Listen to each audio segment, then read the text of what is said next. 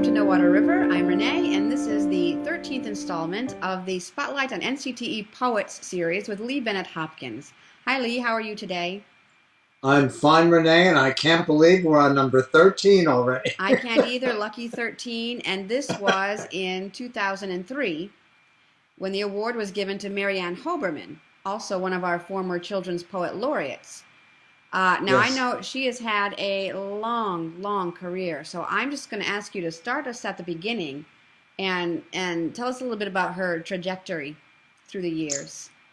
All right. Well, Mary Ann Hoberman was born in 1930, and actually she did not begin to write for children until after she married and had children of her own. Her first book for children was titled All My Shoes Come in Twos. And this came about due to her own daughter's fascination with shoes. Her daughter would often keep pulling her shoes off, and Mary Ann would struggle to put the child's shoes back on. I would imagine this is typical of many children. But she said the phrase, all my shoes come in twos, just popped into her head. She then began just writing poems about shoes. She asked her husband, Norman, to illustrate the poems. He did. She sent them off to publisher Little Brown, and Shoes was published in 1957, and her career was launched. Good shoe move. Since then, as you mentioned, she's done dozens of titles, including prose, anthology, and of course her wonderful wordplay poetry. Typical of her wordplay appears in this book, Nuts to You, Nuts to Me. I pulled this from my shelf because it's been a favorite of mine forever. It was published in 1974, but I've used this book with children over and over and over. It's an alphabet of poems, of course, going from A to Z, so it's a great book to encourage children to write their own alphabet poems. These are very short, very succinct, but very clever. B, balloons. Balloons to blow, balloons to burst. The blowing's best, the bursting's worst. 4 lines. And on C, cookie cutters. Cookie cutters cutting cookies, cutting different shapes and sizes. First you make them, next you bake them, then you take them and you cool them, and that's weird, they've disappeared. Again, very typical of her work. Such diversity in wordplay. She writes of brothers who were bothers, squiggly wiggly worms, even cockroaches and termites. Again, a marvelous career. In 1978, she was awarded the National Book Award for A House is a House for Me. Again, a book in rhyme. There is a 5-minute video available on YouTube of someone reading the book, so viewers can go to YouTube, punch up the title, and hear the book being read aloud.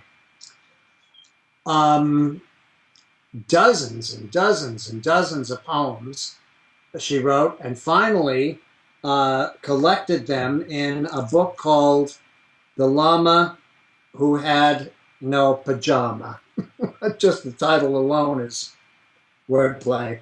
These are 100 favorite of her poems that she has collected, and it is a treasury of a book. I love this book, illustrated by Betty Fraser. I know Mary Ann taught students of all ages, from elementary up through college. Can you tell us a little bit about her teaching, the teaching side of her career, and how that also informed some of her later books? Yes, and as a result of her years of working with children, She did a great deal of work in Connecticut with the Literacy Volunteers of America.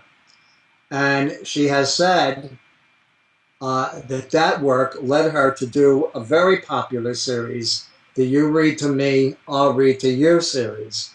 Again, these are interactive books where a child and parent or a child and sibling can sit and read a part of the poem, and then the other person can chime in. So it's really poems for two voices.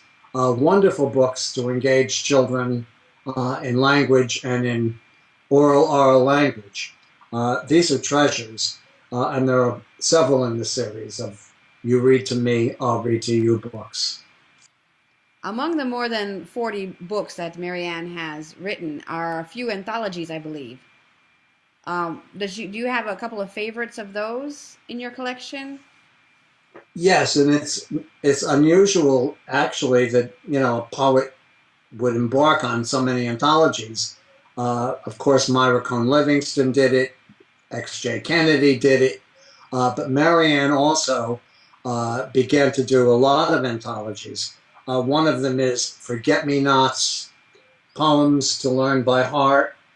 And a very popular book was The Tree That Time Built, a selection of nature, science, and imagination poems, which he co-compiled with Linda Watson. A wonderful feature of this book, Renee, is in the back, there is a CD that can be played with people reading, including Mary Ann reading selections from the book. The Tree That Time Built, I'm proud to say, was winner of the 2009 Bennett Hopkins Penn State Poetry Award. So I was very excited when this book received that award. In 2008, Mary Ann became the second United States Children's Poet Laureate, which is a tremendous achievement. I mean, it's wonderful that she had that post. Lee, with such a diverse career, she wrote a little bit of everything. Did she ever speak to you about her work habits, how she works as a poet, or do you have any final quotes that you could leave us with? Well, she did say this about language per se, which I think is a beautiful statement. She said, "I think of language as a vast treasury free for the taking. I approach words as unique individuals, each with its own family history, its own color and rhythm and sound, speaking to us out of the past, connecting with us with our own pasts, trailing multiple meanings, many of them subliminal, but there to be unearthed and made use of by the poet, the lover of language." I also asked her in an interview if she can define poetry, what she thinks of poetry per se. And she told me this: "I think that my poems begin in my feet." We go back to shoes and her daughter. Continuing on, "Nothing gets me started on a poem like a walk. In some uncanny way, the steady rhythm of my step allows new ideas to surface and take hold in my mind. Sometimes the beat comes with words attached. Sometimes it is only a wordless cadence that must find its language. But once it manifests itself, I know that sooner or later the poem will follow. This magical confluence of sound and rhythm is always the seed of the poem." As Mary Ann Hoberman states, language is a vast treasury, and I hope all of us will get to know the treasury of Mary Ann Hoberman, the vast work that she has created for readers. Lee, thank you so much for sharing your knowledge of Mary Ann Hoberman. And for you watching, thanks for joining us, and we'll see you at the next episode. Bye, Lee. Bye, Renee.